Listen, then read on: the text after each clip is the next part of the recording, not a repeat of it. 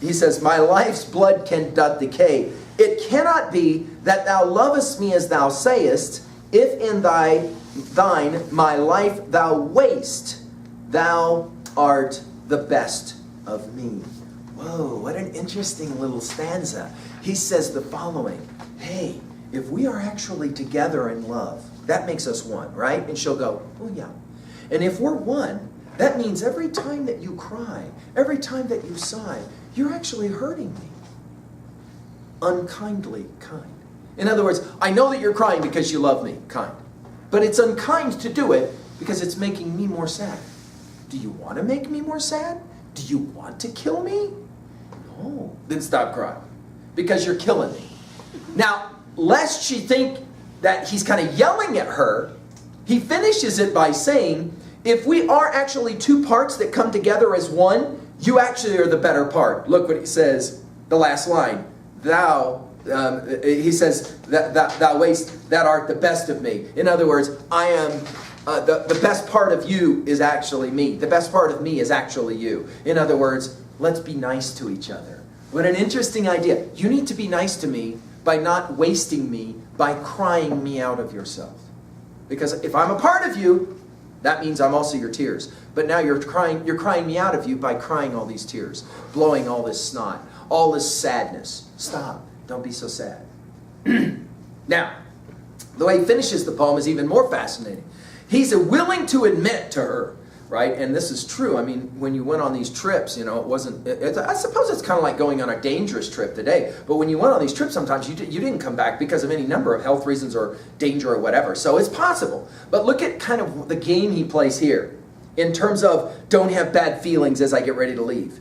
Let not thy divining heart, divining here means like I can see the future, forethink me any ill. In other words, whatever you do, don't think bad thoughts. Like, well, what could happen? You could meet someone else and fall in love. Or you could like die or something. See, he's like, hey, whatever you do, don't think those bad thoughts, okay? Because you could what? Well, we'll keep reading. Notice, destiny may take thy part. In other words, I can't have you thinking bad thoughts because, you know, destiny may come along and like say, oh, okay, that's what she wants. I guess we'll give it to her. In other words, she said something bad could happen. So don't think bad things. Don't think bad thoughts. Because destiny may take thy part, and may thy fears fulfill. In other words, I could end up something bad happening to me. But think that we are but turned aside to sleep. It's an amazing word picture. Usually when lovers sleep in a bed together, they touch in some way. He says, just imagine that my going away is like in the middle of the night when two lovers are touching and holding each other as they're sleeping. They stay asleep, but then they just roll to different sides of the bed. So in other words, we're in the same bed. We're just separated for a little bit. That is an interesting word picture. Notice the simplicity of that word picture and yet the compelling power of that word picture, where she kind of does one of these numbers. Oh, well, that's a very interesting way to say it. I like to snuggle with you when we're asleep, but sometimes we roll to a different side of the bed and we're no longer touching. It doesn't mean we're not in love anymore. It doesn't mean that we're not attached to each other. Notice how he talks about this attachment thing, right? He says, but think that we are but turned aside to sleep. They who one another keep alive, ne'er parted be. What an interesting way to end the poem. He says, hey, just because two lovers roll to two different sides of the bed does not mean that they're separated. Because the only way we stay alive is to stay together even when we're apart. Wow, let's write that one down for our first line at 2A. The only way we stay alive is to stay together even when we are apart.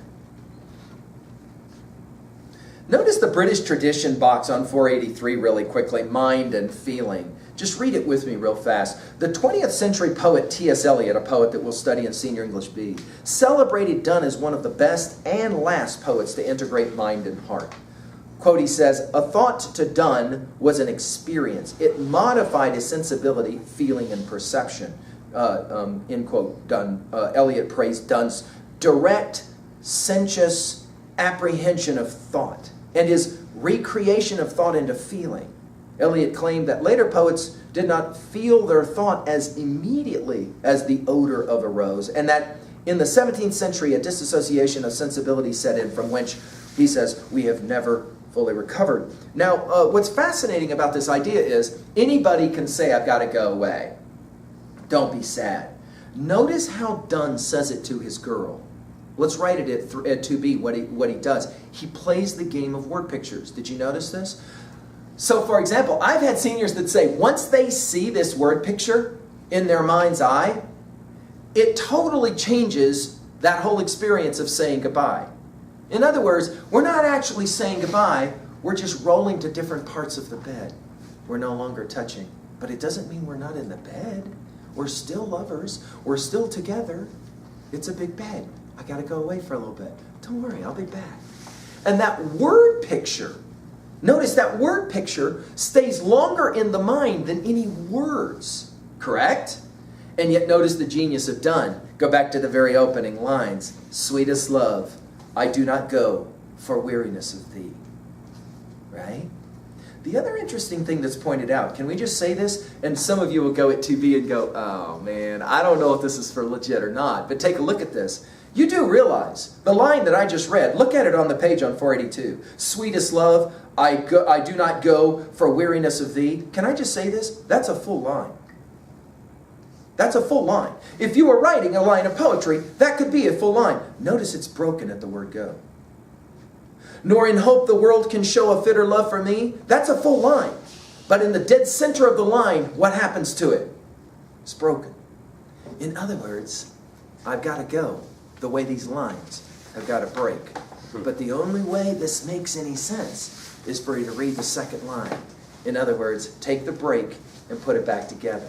Genius. Of course, notice you've got rhyme scheme here, the game he's playing as well. Can we just say this out loud? There's a reason why this cat's considered one of the greatest poets of all time. He's playing multiple games, right? Jot down really quickly at 2a a couple of possible messages or themes, right? Obviously, we've mentioned this one about, hey, even if we're apart, we're still together. What is for you another message or theme that you can write down for yourself here? Maybe the idea of the longevity of true love, the idea that true love can overcome time and space. We're going to see this played out as well in Valediction Forbidding Morning here in a few minutes as well.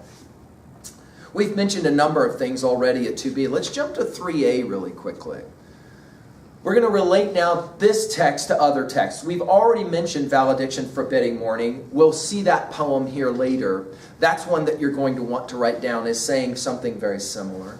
But wait a minute, let's go back to some of these Renaissance poems that we were familiar with. Let's jot down Sonnet 116, Shakespeare's classic. Do you remember this one? Let me not to the marriage of true minds admit impediments.